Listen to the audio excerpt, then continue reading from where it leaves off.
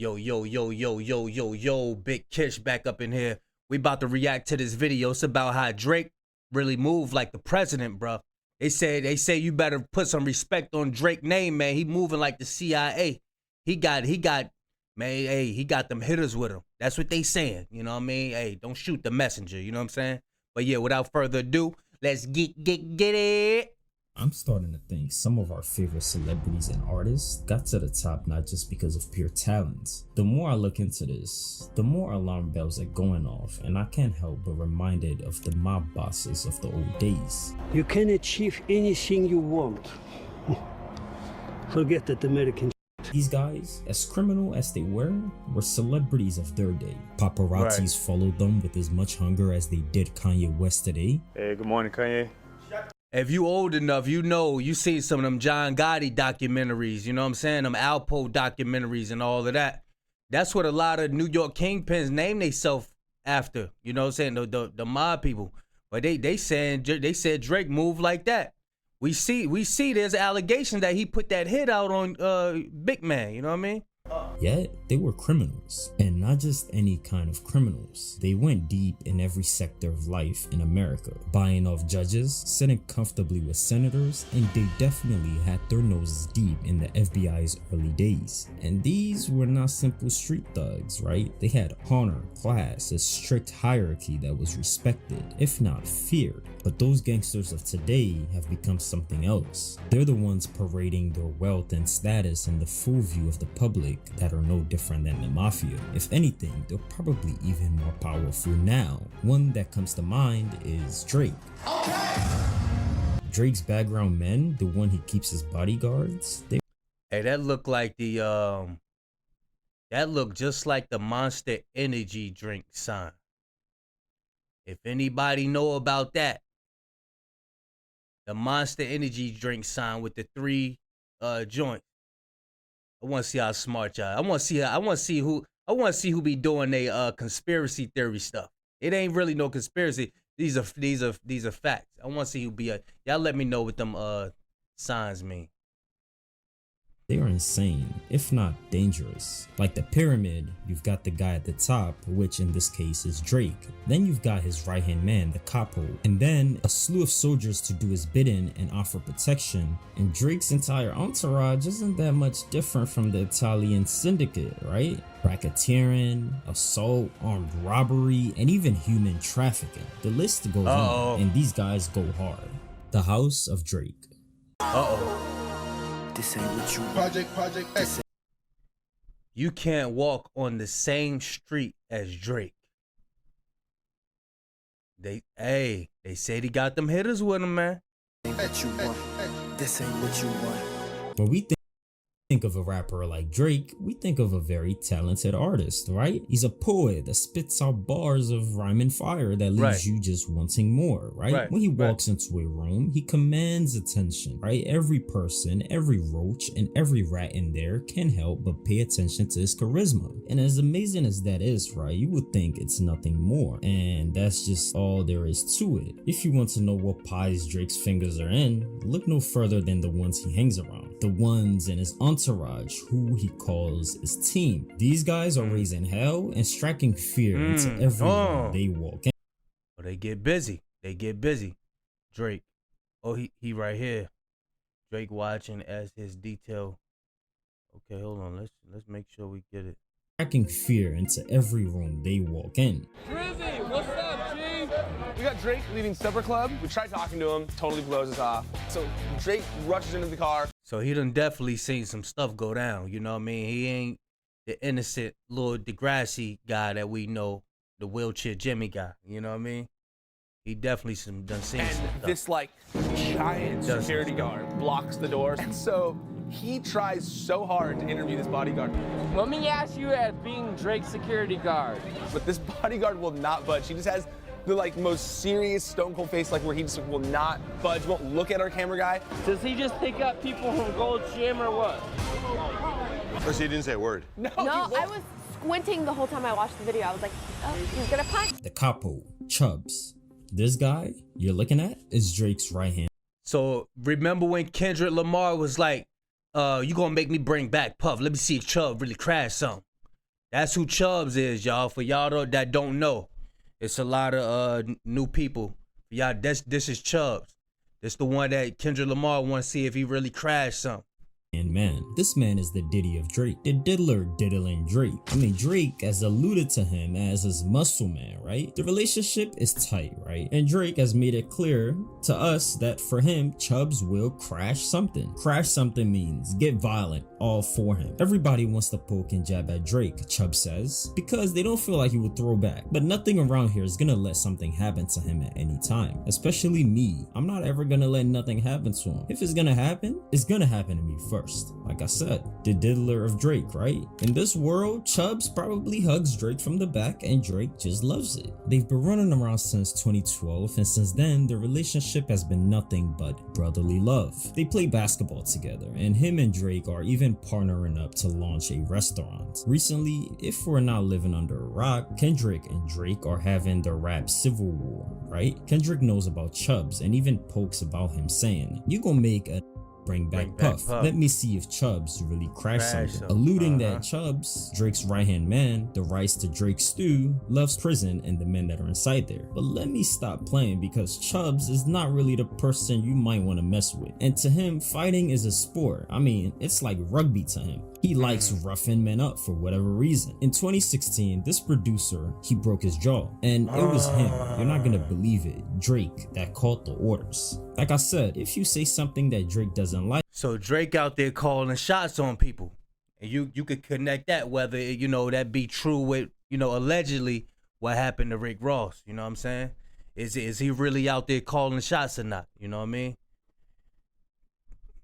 Like, Drake does this, you're done. And Chubs, one thing you should know about him is that he plays dirty, right? He once lured a producer to their home and acted like they were going to talk. Once this dumb producer arrived at Drake's house, well, he didn't get to meet Drake, he met some fists, right? He got jumped, and they left them done and beaten. Brett couldn't even lift his arm. They cornered him, alone. To Chubs, touching people is something he loves to do. They've assaulted people from getting too close to Drake at his concerts. In fact, inside a clip showing a taxi driver, he's driving as he runs into Drake's convoy. Convoy is a bunch of cars like celebrity, politician cars that are following each other in a straight line through a city. His endless bodyguards are driving one Escalade after the other. They attempt to cut off the taxi driver, and here is what happens. No, what the fuck are you guys doing? What are you doing? I had right of way. I don't care. Are you the police? No, I just have your license plates and I'll just report you. No problem. No, you don't. Yeah, and the way that guy looks, he will for sure take his Tesla, right? They even put their hands on Shawn Mendes. After he crazy as Chubs is, Drake's entourage gets even deeper. Oliver El-Khatib. Now that the muscle man is out of the way, we have to talk about this guy. Drake's going to need a manager, right? And Oliver El-Khatib is much more than just a manager. In his early 20s, he took a volunteer position at The Lounge, one of Canada's most exclusive clothing stores. In this store, a bunch of celebrities come in and they go out, right? So Oliver placed himself where the celebrities were on purpose. He wanted to meet celebrities. He knew that if he wanted to get into the industry, he needed to put himself in a place where every celebrity needs to stop when they get to Canada, and The Lounge was that place. He's what a consigliere was to the mob. This guy knows and has worked with everybody. Jay-Z, Beyonce, Prince, hell, even Taylor Swift. Oliver and Drake met in the early days of Drake's career, and he had the genius marketing idea to take Drake from street to a goofy and a puff jacket wearing charm ball. I won't lie, Drake has been through many phases of transformation, and that's a video of its own. Instead of competing with other rising stars with the usual tough guy persona, Oliver gave the idea to Drake to get a makeover, to hide behind a well-crafted image that appealed to the girls. Whatever Drake's image is that appeals to the girls today, it's Oliver, this guy that's behind it. He's the middleman that Drake needs, the one who makes the deals, gets the collab. How many of y'all knew that? and even organizes the photo shoots. If they want the paparazzis, he's on the phone. And if they've got business to deal with that the public doesn't need to know about, Oliver is taking care of that. One thing about rap is image is very, very important to maintain your career, and Oliver understands this to a level many others don't. And that's what makes him a great fit, I guess, for Drake. I wanted to be a rapper more than anything in the world. And I realized that I wasn't able to really facilitate that dream by myself. And I was blessed over the course of my life to meet two individuals. One of them is Boy Wonder, and the other one is 40. And, and together we took our experiences in a city called Toronto, and we turned them into music. And I remember, you know, me and Boy Wonder used to record in the studio, and there were like rats running around on the ground, and you know, I mean, we spent many a night. And since Oliver isn't as scary as the rest, wait till we get to the next chapter, right? The soldiers, Anthony Hush Palman. And as said in his name, Hush, this guy is the Hushman. He makes any— Oh, that's him. Hold up. Who that?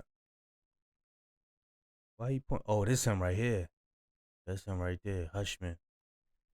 anybody go mute. He used to go by the name Treesh, which is short for treacherous. Here's what he had to say about the background of his nickname. I grew up all over the city, mainly in Scarborough though, but I was always the crazy one out of the group. People called me Treech while I was growing up. My real friends still do. I got that name from my boys because I used to do some mean shit to people. So they started calling me Tony Treacherous, Tretch for short. But for obvious reasons, I couldn't use that name in the rap game. So one day, someone called me Young Tony. I stuck with it, but on the street, still called me Treesh. But what exactly does Anthony Hush Palman do, right? What he does is a mystery. There was not much on Anthony Hush.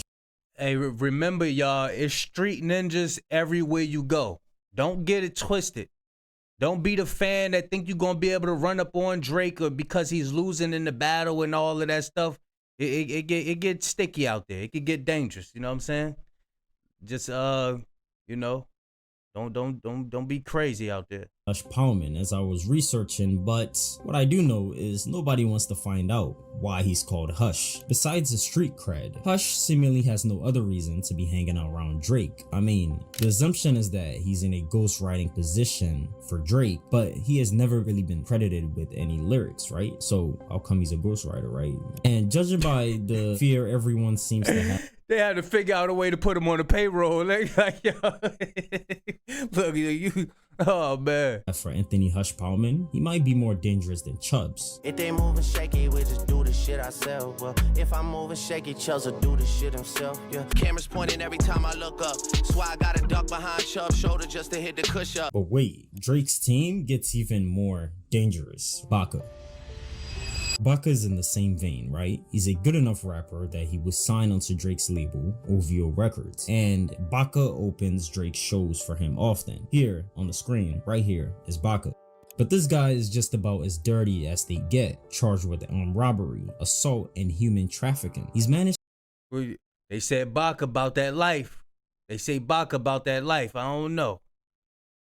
to get out of the trafficking charges, but he served time for the others. Baka, according to his lyrics, ain't no long talker, implying that he'd rather resort to violence than waste his time talking. A crash out. Baka isn't really scared to say where his loyalty lies. Oh, he the crash out. He the crash out of the clique. A crash out is somebody that's willing to do anything. Like they just, you know what I'm saying? They have no regard for life or none of that. Baka gotta wear a case. Why is he around? Even referring to himself as Drake's goons, right? So we can say with certainty, if we're looking at the mafia and Drake, Baka can be regarded to as one of the soldiers. Back before Drake got really big, he got into some beef with a Toronto gang, and for protection, he hooked up with Baka. Baka supplied the muscle Drake needed, the men, to keep his nose out of the water, but he also gave Drake all of the women he could ever want. And these girls Baka has on retainer aren't linked to him voluntarily. How was he able to get Drake all these women? Now we starting to get somewhere, guys.